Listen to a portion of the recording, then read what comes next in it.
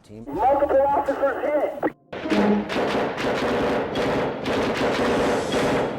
SWAT is being notified, code 3. All officers stay down. Shots are being fired from AK-47. At that time, I was assigned to the SWAT team. Multiple officers hit. Multiple officers hit. They had no care for life. And this was obvious when they come out of the bank and they start shooting at anything that moved. Uniformed police officers were outgunned. They don't have assault rifles, the suspects do. As you can see, they are opening fire right now. Phillips, as he has a malfunction with his AK-47, he drops it.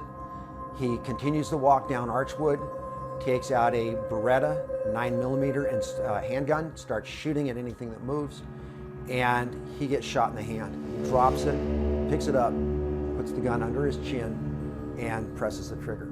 As he goes down, an unknown uniformed patrol officer fires and hits him in the upper torso, through the side, misses the vest, and severs his spine.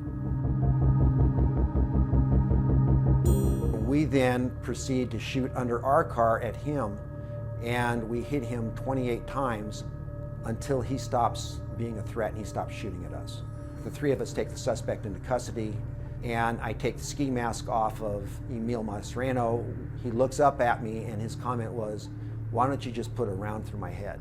I have a few words with him, and we then cuff him and turn him over to the detective. If this were to happen today, the incident would be over before SWAT would get there.